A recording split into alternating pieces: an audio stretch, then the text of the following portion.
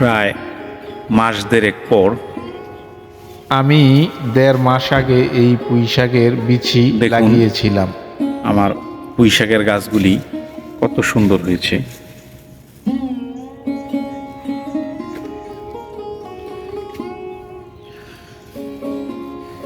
তো এখান থেকে আমরা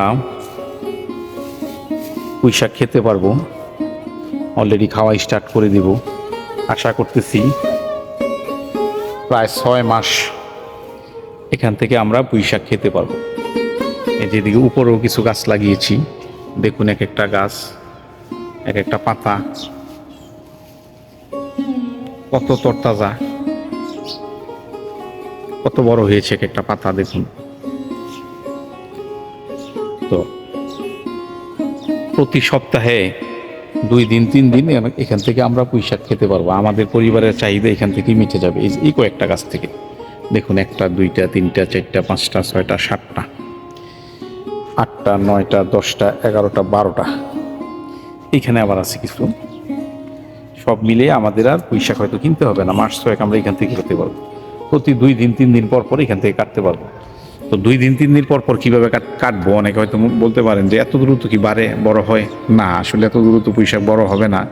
কিন্তু আমরা যেমন যদি কাটি, তুমি যে এখন কাটবো এইটাও কাটা, দেখুন এইটা কত বড় হয়ে গেছে। কাটবো এই যে এটাও কত বড় হয়েছে। এই যে দেখেন এটাও অনেক বড় হয়ে গেছে। এটা কাটবো, এই যে এটা থেকে কাটবো, এটা থেকে কাটবো যেগুলি বড় বড় হয়ে গেছে। আবার দেখুন এটার পাশে দিয়েই যেগুলি এই যে একটু ছোট রয়েছে, একটু ছোট, মোটামুটি খাওয়ার আন্দাজ হয়ে গেছে, তারপরও এইটা এখন কাটবো না। এই যে দেখুন এগুলি কাটবো 2 থেকে 3 আরও 3 দিন পরে। কিন্তু 3 দিন পর যখন এগুলি কাটবো, দেখুন এই কই দিনে আবার এই যে নিচের দিয়ে একটা ছাড়ছে, এই যে দেখুন একটা, এই যে একটা, এই যে দেখুন এইখান দিকে আসছে, এই যে এখানে একটা, এই যে এইখানে একটা, এগুলি আবার কাটার উপযোগী হয়ে যাবে। যে উপরেও কতগুলো আছে দেখুন, যেমন যেটা এখন কাটবো না, এটা কাটবো একদিন পরে। এই যে দেখুন এগুলি ছাড়তেছে, যেগুলি এগুলি আবার 2-3 দিন পরে খাওয়ার উপযোগী হয়ে যাবে, 4-5 দিন পর। এইভাবে করে এডি কাটবো, এডি কাটার পরে আবার দেখা যাবে এদিক থেকে বের হয়ে গেছে। এইভাবে করে প্রতি সপ্তাহে 2 থেকে 3 দিন আমরা এখান থেকে খেতে পারবো পুঁই শাক। দেখুন এই কয়েকটা গাছ লাগিয়ে যদি মাস 6 অন্তত 6 মাস পুঁই শাক খাওয়া যায়, নিজের হাতে লাগানো গাছের পুঁই শাক, এরকম তরতাজা, এরকম হৃষ্টপুষ্ট, তো এটা তো অবশ্যই ভালো।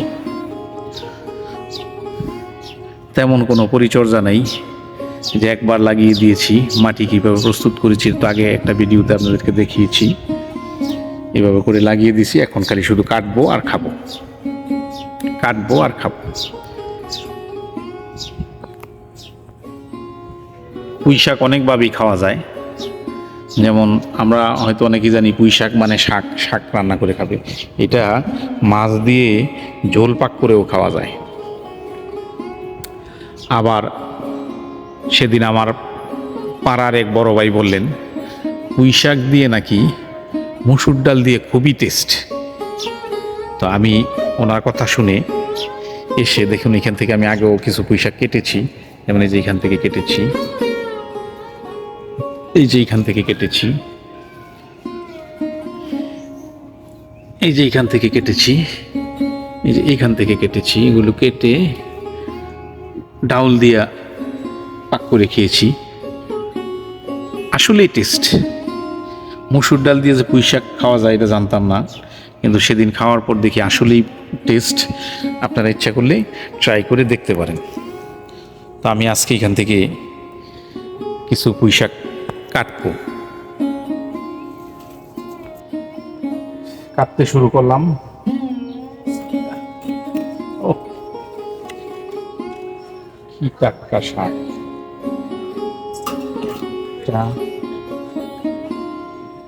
এখান থেকে একটু রেখে কাটতেছি, যাতে করে সাইড দিয়ে আবার ছাড়তে পারে, পুঁই শাকের ডোকা ছাড়তে পারে। দুইটা এইখান থেকে একটা, তিনটা,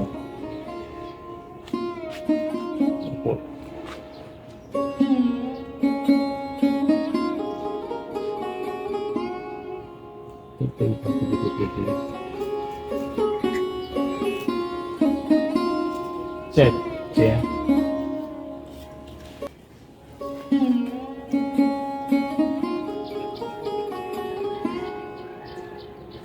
রাস্তায় পিছিয়ে আছে।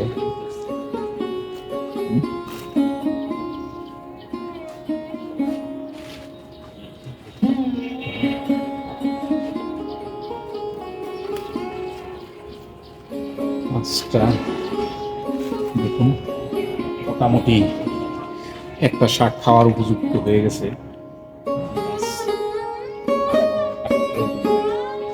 তারপরেও কিন্তু একটু বড় বড় হয়ে গেছে, কমায় দিচ্ছে প্রায় কেজিখানে কেটে ফেলেছি।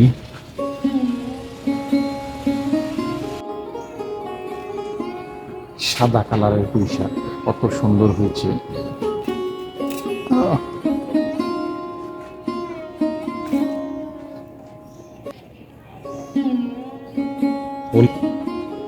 কিছু পাতাও কাটবো, পাতাগুলো খুবই সুন্দর, বেশ বড় বড় পাতা।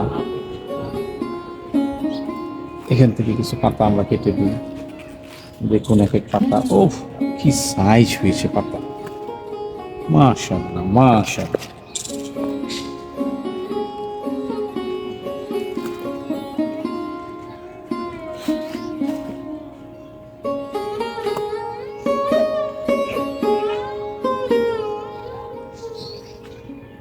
মোটামুটি কেজি খানেক হয়ে গেছে। তো দেখুন বন্ধুরা, সামান্য একটু পরিশ্রম করলে নিজের হাতের লাগানো গাছের ফল ফসল সবজি, নিরাপদ সবজি খাওয়া যায়। তো আশা করি আপনারা এর থেকে যদি ইচ্ছে করেন নিজেরাও এইভাবে করতে পারেন। সামান্য একটু জায়গা হলেও যায়। দেখুন এখানে কোনো ব্যয় নাই, জাস্ট তেলের গ্যালানের মধ্যে। আর মাটি কিভাবে প্রস্তুত করছি, কিভাবে লাগিয়েছি, সেগুলো আগের ভিডিওতে আছে, দেখে নিন আপনারা। তো আজকের মতো বিদায় নিচ্ছি, আল্লাহ হাফেজ। সবাই ভালো থাকবেন, সুস্থ থাকবেন, নিরাপদ ফল ফসল খাবেন।